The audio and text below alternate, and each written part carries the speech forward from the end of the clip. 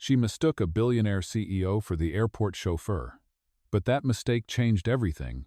Hello, everyone. Before we begin today's story, I have a small favor to ask. Please hit subscribe and turn on the notification bell so you never miss our channel's new videos. It is quick, free, and the best way to support us in bringing you more dramatic stories. Your support means the world to us. Where are you watching from? Drop your city or country in the comments below. Thank you very much. Now, let us return to our main character. The late afternoon sun poured through the tall glass windows of Los Angeles International Airport, painting long golden stripes across the polished floor. The sound of rolling suitcases, flight announcements, and soft chatter mixed into a restless symphony. Amid the crowd stood a young woman in a navy blue uniform that looked one size too big. Her name was Grace Miller. 26 years old, with brown hair tied in a messy bun. She worked part-time as a customer service assistant to pay her rent and college debt. In her trembling hands, she held a cardboard sign that read in neat bold letters, Mr. Davis. Her cousin, who worked at a travel agency, had begged her to help pick up an important business client flying in from Chicago. "He will be easy to spot," her cousin had said on the phone. "Tall, middle-aged, probably wearing a suit. Be polite. Make sure he gets into the right car." Grace took a deep breath, trying to ignore the sting of exhaustion behind her smile. The air smelled of coffee, jet fuel, and rain carried in from the runway. She checked her watch, then scanned the crowd again. The next moment, she saw him, a tall man in a charcoal gray suit, sharp shoulders, dark hair slightly tousled by the wind. He was standing near the exit, speaking on the phone in a calm, deep voice. "That must be him," she whispered to herself and hurried forward, heels tapping against the tile. When she reached him, he ended his call and turned toward her. His eyes were striking gray, steady, observant. For a heartbeat, she forgot what she was supposed to say. Then she lifted the sign like a shield and forced a smile. "Mr. Davis, your car is ready, sir." The man tilted his head, studying her face. A faint smile curved his lips, more amused than confused. "Right. The car," he said slowly, slipping his phone into his pocket. "Lead the way, miss." "Grace. Grace Miller," she replied quickly. Her voice trembled, betraying her nerves. He gave a small nod and followed her through the sliding doors toward the parking area. The smell of rain grew stronger outside. Grace tried to keep her composure, but she could feel his gaze occasionally resting on her. Curious, yet polite. When she opened the door of the black sedan, she hurried to grab his suitcase, which looked far too expensive for her hands to touch. "Let me get that for you," she said, struggling slightly with the weight. "Thank you," he replied, his tone smooth but unreadable. Once they were both inside the car, the engine hummed to life, and silence filled the narrow space. Grace adjusted the rearview mirror, catching a glimpse of his reflection. He sat with one arm resting casually on the seat, looking out the window as if deep in thought. She cleared her throat. "So, are you visiting Los Angeles for business or pleasure?" "Business," he said. Then, after a pause, added with a hint of amusement, "Mostly business." She smiled nervously. "Long flight from Chicago, huh?" He turned his eyes toward her, a spark of curiosity in them. "You know where I came from?" "Your cousin mentioned it," she blurted, then wished she had kept quiet. Someone mentioned it. Never mind." He chuckled softly. The sound was warm, unexpectedly genuine. "You are very efficient, Miss Miller." Her cheeks flushed. "Thank you, sir. I try my best." As the car moved onto the freeway, the city opened before them, billboards glowing against the evening sky, palm trees bending slightly in the wind. Grace drove carefully, aware of every heartbeat, every glance he threw her way.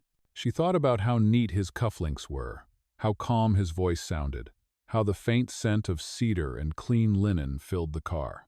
To him, she must have looked like just another employee trying too hard to be professional. To her, he seemed like every rich client she would never understand. Neither of them knew that this small misunderstanding, the mistaken sign, the polite ride, was about to change both of their lives forever. When they reached the downtown hotel, Grace stepped out quickly to open his door. The man retrieved his suitcase and turned back toward her. "Thank you for the ride, Miss Miller," he said. "You are welcome, Mr. Davis," she replied, smiling brightly though her heart still raced. He hesitated for a second, then gave a small nod. It was a very pleasant drive. Ugh. And with that, he walked into the revolving glass doors, leaving her under the soft glow of the hotel lights, holding the now empty cardboard sign that had started it all. The rain had stopped by the time Grace returned to her small apartment in Echo Park. The sky outside the window glowed faintly orange, the last light fading behind the tall buildings. Inside, everything was quiet except for the hum of the old refrigerator and the soft dripping of water from her umbrella onto the floor.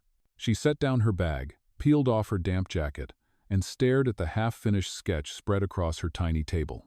It was a drawing of an airplane slicing through clouds, the word "dream" written faintly underneath. The pencil lines were light, almost shy, like she was afraid to make them permanent. Grace sighed and rubbed her eyes. Her hands smelled faintly of leather from the stranger's suitcase she had carried earlier. She did not even know his real name, only that he had kind eyes and a calm voice that still echoed in her mind. Her phone buzzed with a message from her cousin. "Thanks for helping with Mr. Davis. The real one arrived late and took an Uber. You must have gone home already." Grace froze. She reread the message twice. The real one? That meant the man she had picked up, he was someone else entirely. A cold flush of embarrassment crawled up her neck. "Oh, great," she muttered. "I drove a random man to a hotel." She pressed her palms to her face, half laughing, half mortified. "He must think I am insane." The tiny clock on the wall ticked louder as she sat down at the table again. Her sketchbook lay open beside a stack of unpaid bills. Rent, utilities, student loans. She flipped through the pages filled with drawings of skies, clouds, and airports, all dreams she had no time to chase. Once, she had studied design at the community college, but the tuition had become too heavy. Her father's medical bills had drained what little savings she had. Since then, every month was a small war between survival and hope. She whispered softly, "You cannot eat dreams, Grace." The words hung in the quiet room like a confession. The radiator clicked on, filling the space with a low hum. Grace poured herself a cup of instant coffee and stood by the window. Across the street, neon lights from a diner flickered. A couple laughed inside, the sound faint but warm. For a moment she imagined herself sitting there, sketching people instead of serving them, creating art instead of chasing shifts. Her neighbor's cat brushed against her leg, meowing softly. Grace smiled weakly and bent down to stroke its fur. "You have it easy, Oscar. All you need is food and a nap." The cat purred, unbothered by her worries. Grace looked around her one-room apartment. The cracked tiles, the flickering lamp, the stack of art magazines she collected from thrift stores. Every item reminded her of what she was fighting for, an ordinary life where she could afford peace. She opened her drawer and pulled out a folded flyer. Cole Aeronautics, Design Internship. It read in bold letters. She had torn it from a bulletin board at the airport weeks ago. The application deadline was tomorrow. The flyer promised training, mentorship, and the possibility of a permanent position for creative applicants. She stared at it, her heart caught between fear and longing. "That company is out of my league," she whispered, tracing the printed logo. "They build airplanes. I cannot even afford a bus ticket." Still, a small voice inside her pushed back. "What if you tried?" She set the flyer on the table beside her sketchbook. Her pencil hovered over a blank page. Slowly, she began to draw again an image of a young woman standing beneath a runway, looking up as planes soared above her. The woman's hair blew in the wind, and though the sky was dark, there was a faint line of sunrise on the horizon. When she finished, she wrote under it, "Keep looking up." Grace smiled faintly. It was not much, but it was something. Maybe tomorrow she would submit the application. Maybe nothing would happen. Or maybe, just maybe, the wrong car ride at the airport had set something in motion she could not yet see. She glanced once more at her phone. The text from her cousin still glowed on the screen. She reread it, then looked toward her sketchbook. "Whoever you were, Mr. Not Davis," she murmured softly. "Thanks for not laughing." The city lights outside shimmered through the thin curtains. Grace placed her drawing beside the flyer and turned off the lamp. The room sank into gentle darkness. Somewhere in the distance, a plane lifted into the night sky, its engines humming like a quiet promise. Grace lay down, closed her eyes. and whispered the words she always told herself before sleep. Tomorrow will be better. It has to be. Outside, the stars blinked faintly through the city haze, and the hum of airplanes carried her into dreams that felt a little closer than before. The next morning broke soft and gray, the kind of light that made the city look like it had just woken from a long dream. Grace sat at her small table, hair still damp from a quick shower, the flyer for Cole Aeronautics resting beside her sketchbook. A cup of lukewarm coffee sat untouched. She had spent most of the night thinking, debating, convincing herself to take the chance. By 7 o'clock, she had printed her application and tucked it neatly into a worn leather folder. Her hands trembled slightly as she slipped on her jacket. "You can do this," she whispered in the mirror. "You have nothing to lose." The bus ride to downtown Los Angeles took nearly an hour. She watched through the window as the skyline rose, glass towers reflecting the pale light.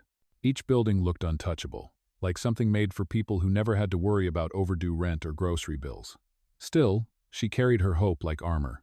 When she arrived at the Cole Aeronautics headquarters, she stopped for a moment on the sidewalk, staring up at the vast steel structure. The company logo, a pair of silver wings, gleamed above the glass doors. Inside, people in crisp suits moved with purpose, their badges glinting under the light. Grace inhaled slowly, squared her shoulders, and stepped inside. At the reception desk, a woman greeted her with a practiced smile. "Good morning. Do you have an appointment?" "Yes," Grace said, trying to sound confident. "I am here for the design internship interview." "Name, please?" "Grace Miller." The receptionist typed quickly, then handed her a visitor's badge. "Take the elevator to the 12th floor. Design department. Good luck." Grace smiled faintly and walked toward the elevators. The mirrored walls reflected her image back at her nervous eyes, second-hand blazer, and the faintest trace of determination. The elevator doors opened with a soft chime, and she stepped inside. Her heart thumped as the numbers climbed. She repeated to herself, "You belong here, even if it is just for a moment." When the doors slid open, she stepped into a large open office filled with sketches, digital screens, and models of airplanes. The smell of coffee and paper filled the air. A young assistant directed her to a waiting area lined with glass panels that overlooked the city. She sat down, clutching her folder tightly against her chest. A few minutes later, a voice called from behind, "Miss Miller?" She turned and froze. Standing by the doorway, in a perfectly tailored navy suit, was the man from the airport. His gray eyes were unmistakable. For a heartbeat, she could not speak. "You," he smiled, the same faint smile she remembered from that strange car ride. "It seems we meet again." Her cheeks burned. "I'm so sorry about the mix-up. I thought you were someone else. I never meant." He raised a hand gently, stopping her. "No apology needed. I enjoyed the drive." She blinked, confused. "You did?" "Yes," he said simply, then motioned for her to follow. "Come in, Miss Miller." She hesitated before standing, her legs weak but her curiosity stronger. She followed him through a hallway lined with photographs of airplanes and early prototypes. He stopped at a glass-walled office overlooking the runway. "Please, sit," he said, gesturing to a chair across from his desk. Grace sat carefully, her folder balanced on her knees. "You work here?" she asked, still unsure who he really was. He smiled again, a glint of amusement in his eyes. "You could say that." He reached for a stack of sketches on his desk and flipped through them. "So, you are applying for the internship in design. What kind of work do you enjoy most?" Her voice wavered. "I like drawing places that feel alive. Airports, streets, skies. I like finding beauty in things people rush past." He nodded slowly, genuinely listening.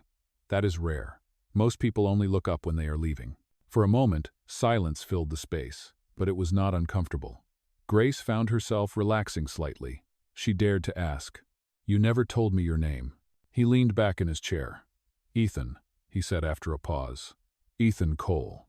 The name hit her like a small jolt. She had seen it before on a magazine cover, on a billboard near the airport. "Cole Aeronautics," she whispered. He nodded once, his expression unreadable. "Welcome to the company, Miss Miller. Let us see what you can do." Grace could barely breathe.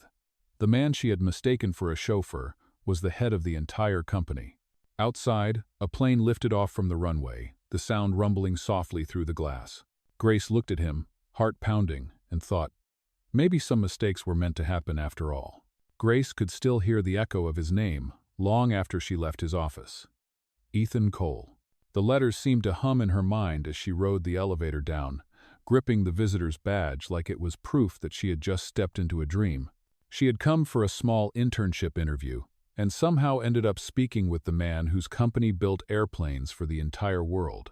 That night, she barely slept. Every time she closed her eyes, she replayed the scene, his calm voice, the steady way he looked at her sketches, and the quiet surprise in his eyes when she spoke about beauty in ordinary places. She wondered what he really thought of her. Maybe he laughed after she left. Maybe he had already forgotten. But 2 days later, an email arrived. Congratulations. You have been accepted as a design assistant for a 6-week trial period. Report Monday at 9 o'clock. Grace stared at the message until her eyes blurred. Then she jumped from her chair, laughing and crying at the same time. I got it! She shouted to no one but the cat. Monday came faster than she expected. The morning air smelled faintly of rain and car exhaust as she took the bus back downtown. Her palms were sweaty when she stepped once again into the glass tower of Cole Aeronautics. This time, she wore the only blazer she owned, pressed carefully the night before. Inside the design department, the world moved like a machine made of creativity and precision. Large screens showed flight models, color palettes, and sketches of future projects. People spoke quickly, their sentences sharp and efficient. Grace felt small, but she also felt alive. A young coordinator introduced her to the team and led her to a small workspace near the window. On her desk was a welcome packet and a note written in neat handwriting. Miss Miller, I look forward to seeing your work, E.C. Her heart fluttered. He had remembered. Over the next week, she threw herself into every task. She traced outlines, mixed colors, organized digital drafts, and stayed late whenever she could. She asked questions, took notes, and tried not to show how nervous she was whenever Ethan passed by. He moved through the office quietly, his presence magnetic without effort. One afternoon, while she was sketching a new logo concept, he stopped beside her desk. You drew this by hand? He asked, his voice low but warm. Grace looked up quickly. Yes, sir. I find it easier to feel the design that way. He smiled faintly. Keep that. The human touch is rare around here. Then, almost as an afterthought, he added, You can call me Ethan. She blinked. All right, Ethan. The word felt strange and forbidden on her tongue. From that day, things changed. He began inviting her to small meetings, asking for her opinion on color combinations and layouts. Once, when the department stayed late to finish a presentation, he brought coffee for everyone and placed one beside her without a word. Their conversations grew longer, quieter, less formal. On Fridays, the office lights dimmed early. Most employees left for the weekend, but Grace often stayed to finish sketches. Ethan noticed. You work harder than most of my full-timers, he said one evening as he leaned on the edge of her desk. She smiled shyly. When you have only one chance, you have to make it count. He studied her for a moment, then nodded. You remind me of someone I knew, someone who refused to give up. Did they succeed? She asked softly. His eyes drifted toward the window. Eventually, but success is not always what people think it is. There was something in his tone, a quiet sadness, almost invisible, but she did not ask. She only watched as the sunset reflected off the glass behind him, turning his outline gold. That evening, when she left the building, the city lights shimmered like scattered stars. She looked up at the sky and smiled. Back home, she opened her sketchbook and began a new page. She drew an airplane lifting off, and in the corner, 2 small figures standing side by side. One held a sign that said, Mr. Davis. She laughed softly. What a ridiculous beginning, she whispered.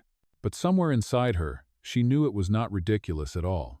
It was fate quiet, absurd, and just beginning to unfold. By the second month of her trial period, Grace had become a quiet rhythm inside the Cole Aeronautics design floor. People who once barely noticed her now asked for her input. Her sketches had started appearing on presentation boards. Sometimes, when she walked past a conference room, she caught a glimpse of Ethan standing among executives, holding one of her designs up for discussion. It made her heart race every time. One evening, he stopped by her desk while most of the office had already emptied out. The lights were low, the city beyond the glass glowing like a sea of gold. He placed 2 paper cups on her table. "You forgot dinner again," he said. Grace smiled shyly. "I guess I did. Thank you." "Oh." They sat across from each other in the quiet office, sipping lukewarm coffee, watching planes take off from the runway in the distance. For the first time, Ethan looked different to her, less like a CEO and more like a man who carried too much on his shoulders. She asked softly, "Do you ever get tired of it? Running something so big?" He looked out at the darkening sky. "Every day. But I built this company from nothing. Now it feels like it owns me more than I own it." Grace studied him. "Then why keep doing it?" He turned to her, his gray eyes softer than she had ever seen them. "Because if I stop, everything I worked for disappears. And because somewhere along the way, I forgot how to do anything else." The silence that followed was gentle, almost fragile. Grace opened her sketchbook and turned it toward him. "Then maybe you need to remember," she said. "You once dreamed of flight. Maybe it is time to look up again." "No." He looked at her, drawing a rough sketch of a small plane gliding through clouds, sunlight breaking at the edges. "You drew this today?"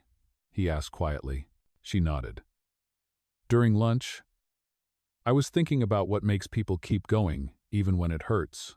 Ethan smiled faintly. "That is what keeps the world moving, Miss Miller." For the next few weeks, they worked side by side on a new campaign for a lightweight jet called Skyline. Grace's designs brought color and warmth to the project, while Ethan's precision anchored it in realism. Their differences fit together like 2 halves of the same wing. Late nights turned into quiet conversations about family, mistakes, and second chances. One night, as they left the office, rain began to fall again. Ethan offered his umbrella, but Grace shook her head. "I do not mind the rain," she said. "It makes everything honest." He laughed softly. "You are impossible to predict."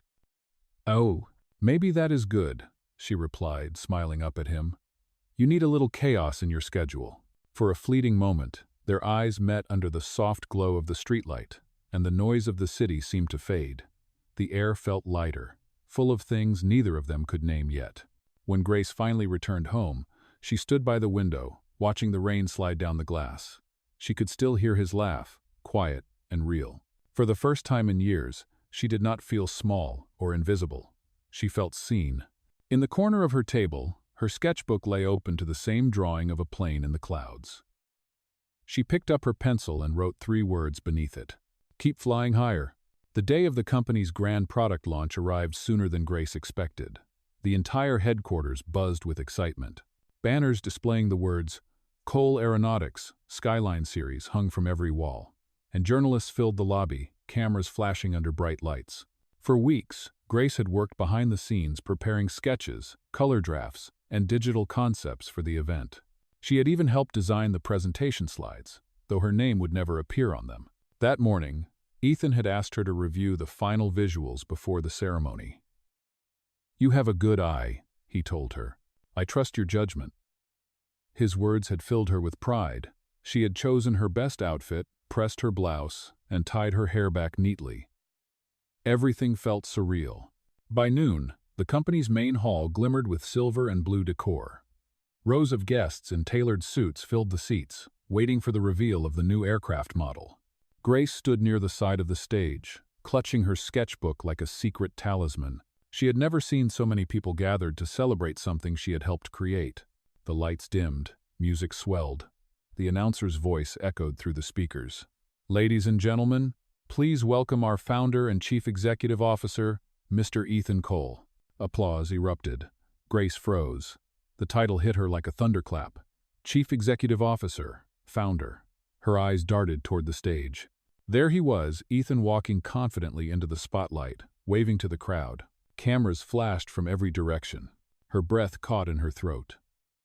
He had told her he worked at Cole Aeronautics, but she had never imagined he owned it. She remembered every coffee, every late conversation, every time he listened to her ideas, without ever mentioning who he really was. The screen behind him showed a slideshow of the company's journey. His voice was calm, proud, steady. Cole Aeronautics began with a single dream to make flight more human. And today, that dream continues, thanks to the brilliant minds behind this new design. He gestured toward the large image, projected behind him a concept drawing that Grace recognized instantly. It was hers. Her heart pounded so hard she could barely breathe. The crowd erupted again, but she felt only the rush of confusion and betrayal. Her drawing, the one she had shown him during a quiet evening in the office, was now displayed before the world without her name. As the applause thundered around her, Grace took a step back into the shadow of the curtains. Her chest ached. She did not know whether to be angry or ashamed. Had he planned this? Had he been using her work all along? She watched as Ethan smiled for the cameras, charming and composed. Everything a successful CEO was supposed to be. The man she had believed was humble and kind now seemed like a stranger. Grace clutched her sketchbook tighter. The edges dug into her palms, grounding her in the moment. Around her, everyone cheered. But her world had gone silent. When the presentation ended, Ethan stepped down from the stage and turned, searching for her. Their eyes met across the crowded room. For a brief moment, she thought she saw regret flicker in his expression. But Grace could not stay. Without a word, she turned and walked out of the hall, past the lights, past the applause, and into the cool air outside. The sky above Los Angeles stretched wide and cloudless, but inside her chest it felt like a storm had begun to break. Grace walked quickly across the parking lot, her heels clicking against the pavement. The sound of applause from inside the building still echoed faintly in her ears. The cool air stung her skin, but the burn in her chest was worse. She had believed in him, trusted him, admired him. Now, all she could think about was how easily he had hidden the truth. Ethan Cole, she whispered to herself, the name tasting bitter. The man who built airplanes and forgot how to tell the truth. She reached the street and kept walking, not caring where she went. The night traffic roared by, headlights blurring through her tears. When her phone began to ring, she saw his name flashing on the screen. She hesitated, then declined the call. It rang again, and again. Finally, she stopped under a streetlight and answered, "What do you want?" Her voice shook despite her effort to sound calm. On the other end, Ethan's voice was low, urgent. "Grace, please, let me explain." "There is nothing to explain," she said. "You lied to me from the beginning. You let me think you were someone else." "I never lied," he said quietly. "You assumed, and She cut him off. "You knew I thought you were a chauffeur, and you played along. Do you have any idea how humiliating that is?" There was silence. Then he said softly, "I did not mean to hurt you. I just wanted one moment where I was not the man everyone expected me to be." Grace's throat tightened. "And what about my work? You showed my drawing today, and you never even mentioned my name." His reply came after a long pause. "That was not supposed to happen. The team uploaded the wrong draft. I was going to credit you publicly at the end." She did not believe him. "Do you think I am that naive? You wanted the world to see your company, not the girl who helped you feel human for 5 minutes." He exhaled sharply, guilt lacing his voice. "Grace, please, can we meet and talk?" "No," she said firmly. "I am done being a lesson in humility for you." She hung up before he could answer. Grace stood there for a long time, breathing hard, her phone still in her hand. The streetlight flickered above her, washing everything in pale yellow. In that moment, she felt something break inside her, not just disappointment, but a quiet loss of faith. The man she thought she knew had vanished into the bright, unreachable world he came from. She turned and walked away, her steps slow, her heart heavy. The night around her was vast and cold, and though she tried to tell herself it was over, she could not shake the feeling that some part of her story with him was not finished yet. A month passed, and the world inside Cole Aeronautics kept moving without her. Grace had resigned quietly the day after the launch. She packed her things in a small box, left her badge on the desk, and walked out without looking back. Since then, she had avoided the news, but her phone still filled with headlines about Ethan Cole and the success of the new aircraft. She tried to focus on finding new work, but every time she picked up a pencil, her hand froze. The sketchbook that once brought her peace now felt heavy. The pages stayed blank. At night, she replayed his words over and over. "I did not mean to hurt you." But intentions did not erase the pain. Then one morning, a letter arrived without a return address. It was printed on cream paper, folded neatly inside an envelope stamped with the logo of Cole Aeronautics. Her heart thudded as she opened it. "Miss Miller, I owe you an apology, and much more than that. Please come to the exhibition at Terminal 3, Gate 14, this Friday evening. There is something I want to show you. Ethan Cole." Grace almost tore the letter in half. She did not want to see him, not after everything. But something about the way he wrote plain, without pretense, made her hesitate. After hours of indecision, she finally decided to go, not for him, but for closure. Friday came. The terminal buzzed with travelers, their voices blending with the echo of rolling suitcases. At the far end, the lights dimmed around a new art exhibit titled "The Sky We Build." She stepped closer, and her breath caught. Covering the walls were her drawings, every one she had ever made in the office. Every sketch she thought had been forgotten. Her name was written clearly beside the title. Artwork by Grace Miller. A voice came from behind her. "I told you your art deserved to fly." All Grace. She turned. Ethan stood there, dressed simply this time. No suit, no stage lights, just a man with tired eyes and a quiet smile. "I did not take credit for your work," he said softly. "The launch team made a mistake, and I failed to correct it in time. That was my fault. This exhibition is my apology and your gallery." Grace's eyes filled with tears. "Why would you do this?" "Because I meant what I said," he replied. "You reminded me why I started all this in the first place. I lost that somewhere along the way." He handed her a small envelope. Inside was a check made out in her name and a new contract. "The position is yours if you still want it, creative director for community design. No strings attached." Grace looked at him for a long moment, her heart torn between anger and forgiveness. Then she whispered, "I do not want revenge, Ethan. I just wanted to be seen." He nodded slowly. "You always were." Lay, in that quiet corner of the terminal, surrounded by her art and the hum of departing flights, something inside her finally began to heal. 6 months later, the sun rose over the private runway outside the new Cole Aeronautics Community Center.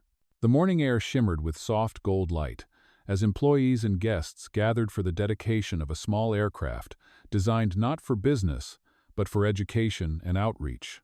Its name was painted in bold blue letters across the nose. Grace 1. Grace stood beside the plane, her heart full and trembling. The past months had been a blur of work and rebuilding trust. She had accepted Ethan's offer, but only after long conversations filled with honesty, boundaries, and the promise that this partnership would be built on respect. Together, they created programs that taught underprivileged students about art and design in aviation. For the first time, she felt her creativity lifting others the same way it had once saved her. Ethan approached her, holding a small box in his hand. He wore a navy jacket instead of his usual suit, his hair brushed back by the wind. "It took me a long time to find the right way to thank you," he said quietly. "Not for forgiving me, but for teaching me what leadership should look like." Grace smiled. "You did not need to thank me. You already gave me something bigger than I ever asked for." He opened the box. Inside was a silver ring shaped like a folded airplane wing. Beneath it lay a small framed piece of cardboard, the old airport sign that once read, "Mr. Davis." Her breath caught. "You kept this?" "I did," he said, "because it reminds me that everything good in my life started with a mistake." Tears welled in her eyes as he took her hand. "Grace Miller," he said softly, "will you let me spend my life trying to make things right with you?" The crowd nearby had quieted, sensing the moment. Grace's lips trembled, but her answer was steady. "Yes, Ethan. You already started." Applause broke out, warm and genuine. Ethan slipped the ring onto her finger, and she laughed through her tears. As the small aircraft behind them prepared for its ceremonial first flight, Grace turned to the group of young students waiting to board. "Ready to fly?" she called out. Their cheers filled the runway. Ethan wrapped his arm around her as the plane rolled forward. The sound of its engine rose like a heartbeat. Grace looked up at the sky, now streaked with light. "Some mistakes," she whispered. "Do not break us. They carry us exactly where we are meant to be." Above them, Grace 1 lifted gracefully into the air, wings gleaming against the morning sun, proof that even from a simple misunderstanding, love and purpose could take flight.